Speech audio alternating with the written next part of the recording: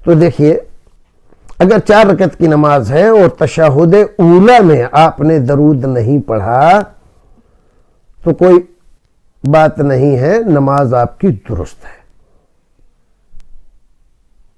بعض علماء یہاں درود پڑھنے کی اجازت دیتے ہیں تشہد اولا میں، اور اس کی روایات موجود ہیں اور صحیح ہیں، اور بعض علماء منع کرتے ہیں اگر کوئی جان بوجھ کر پڑھے گا تو اس کی نماز باطل ہو جائے گی۔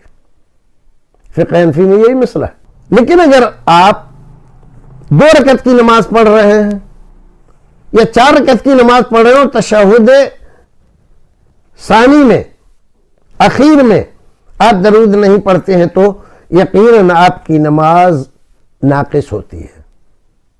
درود آپ کو پڑھنا ہی ہے تو درود نہ چھوڑے، اور اس میں اختلاف تو ہے علماء کے درمیان۔ تو یہ کہتے ہیں اتنی دیر آپ بیٹھ لیں گے تو نماز ہو جائے گی، لیکن رسول اکرم صلی اللہ علیہ وسلم نے جو چیز جیسے بتلائی ہے بہرحال ہمیں جہاں تک ممکن ہو ہمیں وہ کرنا چاہیے۔ اذا امرتکم بشیء، جب میں تمہیں کسی بات کا حکم دوں، فاتوا بہا، تو تم اس کو بجا لاؤ۔ کیسے؟ جہاں تک ممکن ہو، مستطعتم، جہاں تک تم اس کو ادا کر سکتے ہو۔ اللہ رب العزت نے بھی کہا ہے لا یکلف اللہ نفسا الا وسعہا۔ اگر آپ پڑھ سکتے ہیں درود، کوئی معنی نہیں ہے، اور پھر آپ نہیں پڑھتے ہیں تو ظاہر ہے کہ نماز سنت رسول کے خلاف پڑھتے ہیں۔ تو جو سنت رسول کے خلاف نماز ادا کی جائے گی تو وہ اللہ رب العزت کے یہاں قبول ہوگی، اس میں یقیناً شک ہے، کیونکہ اللہ رب العزت کے یہاں وہی عمل قبول ہوتا ہے جس پر رسول اکرم صلی اللہ علیہ وسلم کی مہر لگی ہو، کیونکہ اللہ تعالیٰ نے نبی کو اسی لیے بھیجا ہے۔ لقد كان لكم في رسول الله اسوة حسنة، اطیعوا اللہ واطیعوا الرسول۔ رسول کی اطاعت کا حکم ہے، آپ کو اسوہ بنانے کا حکم ہے،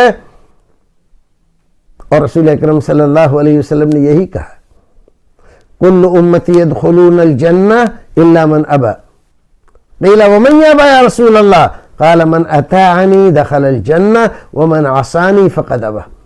تو جو انکار کرتا ہے آپ کی سنت پر چلنے سے، آپ کی سنت کو ماننے سے، وہ جنت میں جانے سے انکار کر رہا ہے۔ یہ رسول اکرم صلی اللہ علیہ وسلم کا فرمان ہے۔ لہذا درود کو یوں بلا وجہ چھوڑ کر یوں سمجھنا کہ نماز ہماری صحیح ہو رہی ہے، یہ صحیح نہیں ہے۔ یعنی آپ نے کہا کہ اگر 4 رکعت والی نماز میں 2 رکعت کے بعد تشہد میں تشہد کے ساتھ درود بھی پڑھا جا سکتا ہے، لیکن بعض مدنی علماء کہتے ہیں کہ تشہد کے ساتھ درود نہیں پڑھا جائے، یعنی دوسری رکعت میں۔ جی دوسری رکعت میں۔ ظاہر بات ہے کہ اس لیے کہ اولاً منع کی کوئی دلیل نہیں ہے، بعض حدیثوں کے ظاہر سے یہ ثابت ہوتا ہے، حتیٰ کہ بہت سے علماء، علامہ البانی رحمہ اللہ وغیرہ اور شافعیہ کا مسئلہ ہے کہ تو واجب ہے درود پڑھنا، واجب ہے درود پڑھنا، لیکن ہم نے جو یہ سمجھا ہے کہ راجح مسلک میرے سمجھ میں یہی ہے کہ واجب نہیں ہے، بہتر یہی ہے کہ اسی پر، لیکن اگر کسی نے درود پڑھ لیا تو انشاءاللہ کوئی حرج نہیں ہے۔ جی تو آپ نے سوال پوچھا کہ نماز میں درود پڑھنا ہے کہ نہیں ہے۔ وہ جو آیت ہے ان اللہ و ملائکۃ یصلون علی النبی یا ایھا الذین آمنوا صلوا علیہ وسلموا تسلیما، سورہ احزاب سورہ نمبر 33 آیت نمبر 56، کہ اللہ تعالیٰ اور فرشتے نبی صلی اللہ علیہ وسلم پر رحمت بھیجتے ہیں، اے ایمان والو تم بھی نبی صلی اللہ علیہ وسلم پر صلاۃ و سلام پڑھو۔ تو یہ امر کا صیغہ ہے اور یہ حکم دیا گیا ہے کہ صلاۃ و سلام پڑھو، اور پہلے درود کا لفظ آیا ہے، صلاۃ کا لفظ آیا ہے، تو یہ پڑھنا ہے۔ تو نماز میں جس طریقے سے تشہد میں، دونوں تشہد میں سلام پڑھنا فرض ہے، اسی طریقے سے دونوں تشہد میں بھی جائز ہے، مشروع ہے کہ درود بھی پڑھا جائے، درود بھی پڑھا جائے۔ تو آئیے میں ایک حدیث سنانا چاہتا ہوں کہ، لیکن ایک چیز اور یاد رکھیے گا کہ اگر 4 رکعت والی نماز ہم پڑھ رہے ہیں تو آخری رکعت میں ہمیں سلام کے ساتھ ساتھ درود پڑھنا واجب ہے، ہمارے لیے واجب ہے کہ ہم چوتھی رکعت میں یا دوسری رکعت میں، جو 2 ہی رکعت والی نماز ہے یا 3 رکعت والی نماز ہے، تو جو آخری رکعت ہے اس میں سلام کے ساتھ ساتھ درود بھی پڑھیں، یہ واجب ہے. ہاں لیکن جو 4 رکعت والی نماز ہے تو کیا 2 رکعت میں صرف ہم سلام پڑھ کر جو التحیات للہ والصلوات والطیبات والسلام علیک ایھا النبی ورحمۃ اللہ وبرکاتہ السلام علینا وعلی عباد اللہ الصالحین اشہد ان لا الہ الا اللہ وحدہ لا شریک لہ واشہد ان محمدا عبدہ ورسولہ، یہ پڑھ کر اٹھ جائیں گے؟ لوگ اٹھ جاتے ہیں. یا ہم کو اللہم صلی علی محمد بھی پڑھنا ہے جس کو درود ابراہیمی کہا جاتا ہے. ہمارے اور آپ کی لائف میں یہ جملے مشہور ہے. درود ابراہیمی آسان ہے، اس کو یاد رکھیے. علماء کے مختلف اقوال سے یہی ملا ہے کہ جس طریقے سے 2 رکعت والی نماز میں کمپلسری ہے اور 4 رکعت والی نماز میں چوتھی رکعت میں کمپلسری ہے درود پڑھنا، اسی طریقے سے 4 رکعت والی نماز میں سلام کے ساتھ ساتھ درود بھی پڑھنا چاہیے، مشروع ہے. ایک حدیث ہے نبی صلی اللہ علیہ وسلم سے، وہ حدیث مروی ہے صحیح ابن حبان میں، حدیث نمبر 1959. ابو مسعود رضی اللہ تعالیٰ نے اس حدیث کے راوی ہیں. اس سے یہ پتہ چلتا ہے کہ نماز میں بھی واجب ہے ہمیں اور آپ کو وہ پڑھنا ہے، نماز میں پڑھنا ہے، اور پہلی تشہد میں بھی پڑھنا ہے اور دوسری تشہد میں بھی پڑھنا ہے.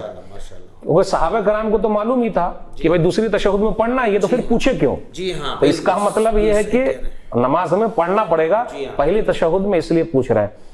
انہوں نے یہ کہا یا رسول اللہ اما السلام علیک فقد عرفناہ. صحابہ کرام نے کہا کہ ہم نے سلام کیسے پڑھنا ہم جان لیے ہیں، ہم سمجھ گئے. فکیف نصلی علیک، ہم کیسے آپ کے اوپر سلام پڑھ، انا صلینا فی صلاتنا صلی اللہ علیہ، جب ہم نماز پڑھ رہے ہوں تو آپ پر کیسے پڑھیں. پھر نبی صلی اللہ علیہ وسلم نے درود کے بھی الفاظ، صلاۃ کے بھی الفاظ سکھائے. تو اس سے یہ پتہ چلتا ہے کہ ہمیں اور آپ کو تشہد میں، نماز میں، دوسری رکعت والی میں بھی اور چوتھی رکعت والی میں بھی سلام کے ساتھ ساتھ درود پڑھ کے پڑھنا ہے. جو پہلے تشہد میں جو حد ہے وہ شہادتین تک ہے، اشہد ان لا الہ الا اللہ واشہد ان محمد عبدہ ورسولہ، یہ حد ہے. اس کی دلیل مسند یعلا میں حدیث ہے ام المومنین سیدہ عائشہ صدیقہ رضی اللہ عنہ کی روایت سے، جس میں مرفوعاً یہ بات منقول ہے کہ قاعدہ اولا میں شہادتین تک پڑھنا چاہیے، یہ پڑھا جائے گا.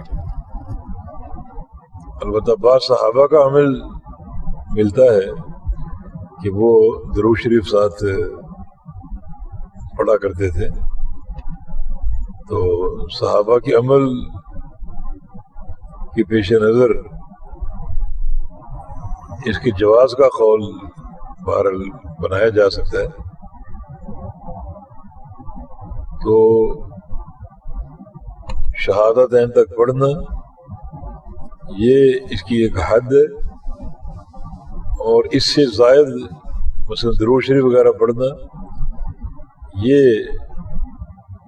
موقوف روایات سے ثابت ہے، لہذا اس کو جواز کی حد تک لیا جا سکتا ہے اور یہ قابل قبول اس کو قرار دیا جا سکتا ہے.